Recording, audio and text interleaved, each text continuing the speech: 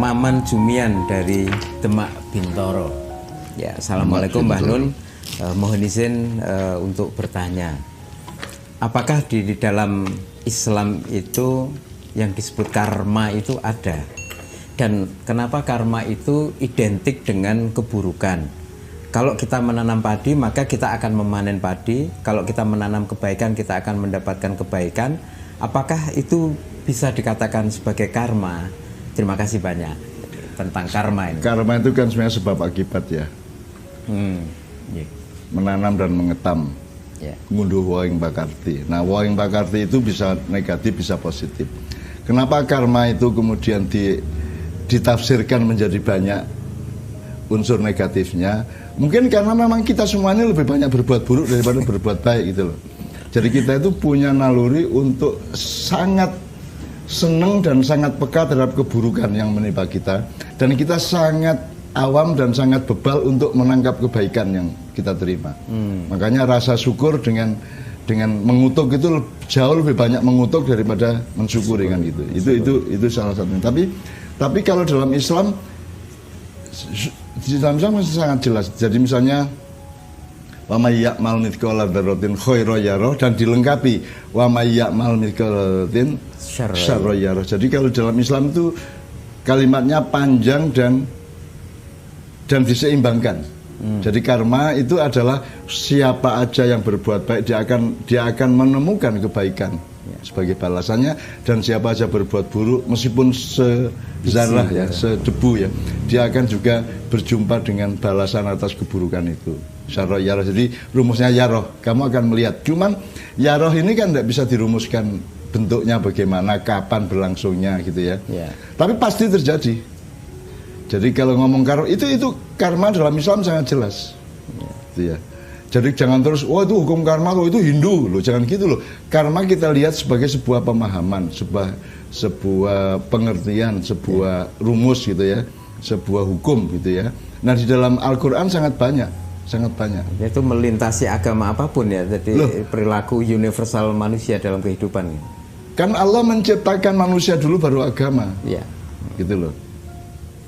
Jadi itu semua yang dialami manusia. Ada agama apa tidak, manusia mengalami itu, gitu loh.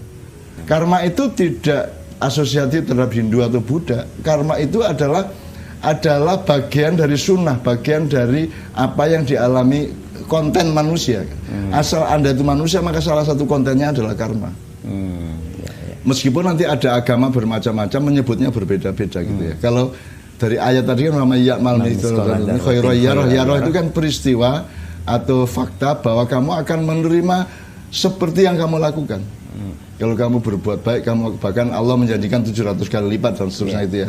Meskipun jangan lantas diekonomikan, jangan lantas difinansialkan bahwa kalau kita bayar, Ustadz datang kita suruh bayar 1 juta terus kita akan dapat 700 juta. Jadi yang difirmankan Allah itu adalah esensi, bukan transaksi angka gitu ya. Meskipun Allah menyebut fi kulli sumbulatin mi'atu habbah, setiap lembar itu ada 700 biji gitu ya. Ada 100 biji, jadi 7 kali 100 menjadi 700. Itu tetap bagian dari simbolisme, bukan transaksi angka. Jadi tidak lantas Helmi tak mintai duit 1 juta terus saya menjanjikan nanti kamu dapat 700 juta. Tidak bisa begitu karena 700 juta itu dari Allah. Nah bentuknya juga tidak harus berupa 700 juta, bisa berupa berkah, kemurahan, kemudahan, kegembiraan, macam-macam. Terserah Allah, karena subjeknya Allah. Yang kasih firman itu Allah, bukan saya. Karena ada yang gitu kan, peristiwa di mana orang ditariin duit dengan janji kamu tidak akan dapat balasan 300 kali lipat. Itu boleh dilakukan kalau yang melakukan itu Allah. Tapi kalau bukan Allah, kalau hanya kamu atau saya atau kiai atau ustadz, ya itu berarti memanipulasi Allah. Yang mendegradasikan rohani janji itu menjadi jasmani transaksi kan gitu. Jadi menurut saya karma itu sunatullah. Dan andaikan Helmi jadi Tuhan, pasti bikinnya juga gitu. Logisnya. Memang itu logika dasar bahwa kalau kamu berbuat baik akan dapat kebaikan, kalau kamu berbuat buruk akan dapat keburukan. Meskipun keburukannya itu apa bentuknya, itu kita tidak bisa menentukan gitu ya. Tapi itu logika dasar dari kehidupan. Ya, ya. Orang kita sebagai Dan manusia. jangan lantas mengatakan kalau ngomong karma itu berarti terus kita beragama Hindu atau Buddha. Enggak.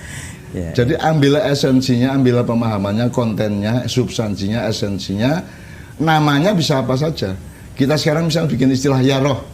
Yaroh kowe engko.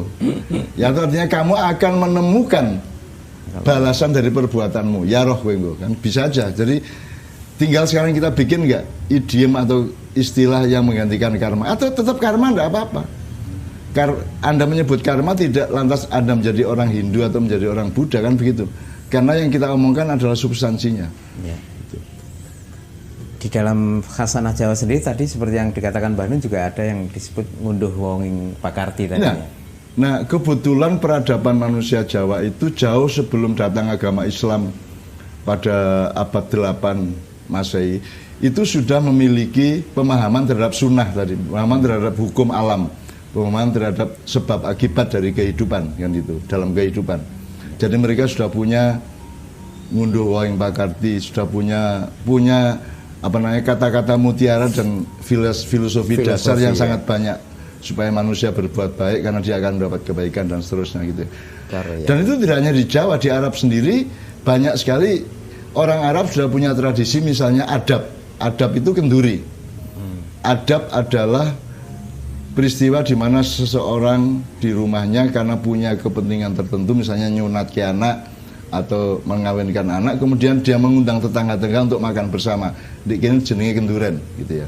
Jadi kenduran sudah ada sebelum Rasulullah datang.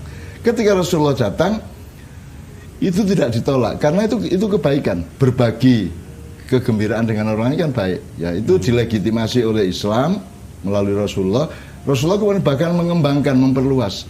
Jadi kamu itu tidak hanya bisa kenduri makanan, bisa juga kenduri kegembiraan, kenduri senyuman, kenduri lagu, kan bisa tahu nyanyi bersama itu kan kenduri juga.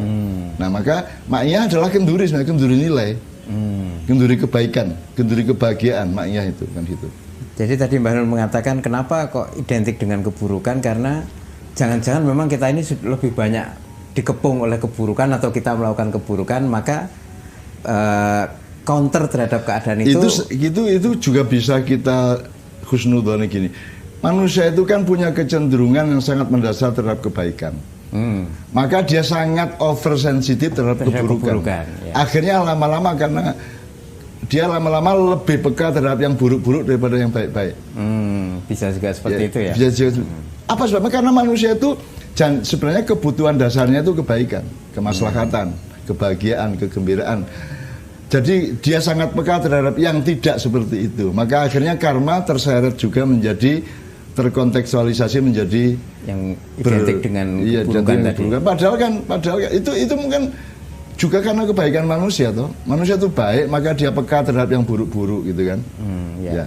Akhirnya lama-lama tidak sengaja dia tidak bisa mengontrol bahwa sebuah kata, sebuah istilah, sebuah idiom kemudian terseret menjadi berasosiasi searah gitu ya, keburukan tok gitu kan. Ya. Tapi saya husnudzon itu justru karena manusia itu baik. Termasuk gitu. Yang ini ya, terutama Mas Maman tadi yang bertanya ini ya. Oke, terima kasih Mbah Nun. Gitu ya Mas Maman Jumian. Jadi mari kita harus utamakan kebaikan supaya karma tidak melulu identik dengan keburukan. Tapi salah satu akibat dari kelemahan manusia itu gini, kamu nanti bergaul sama siapa, kamu kawin sama siapa, kamu urusan sama siapa, nanti bisa muncul dalam tanda petik penyakit itu. Jadi nanti kamu akan menjumpai satu situasi di mana orang itu sangat peka terhadap salahmu, terhadap burukmu. Jadi kamu itu buruk satu kali itu diseribukan oleh orang-orang di sekitarmu atau oleh suamimu atau istrimu, bisa aja. Kalau kamu berbuat baik 1000 belum tentu diingat 1. Kenapa? Karena mereka itu dasarnya orang baik, hatinya baik, maka mereka sensitif, oversensitif terhadap keburukan. Jadi kalau kamu berbuat buruk 1 kali aja, itu dirasakan 1000 kali lipat. Sebaliknya kalau kamu berbuat baik sampai 1000 kali, mereka tidak merasakan. 1 kali pun tidak mungkin itu. Jadi akhirnya kamu kalau salah dikutuk-kutuk habis, kalau baik tidak pernah dipuji, bisa aja. Tapi itu kan hasil dari landasan bahwa manusia itu pada dasarnya baik dan siapnya itu baik aja gitu loh semuanya. Oke. Tapi kemudian di dalam manajemen dan mekanismenya terjadi cacat seperti itu.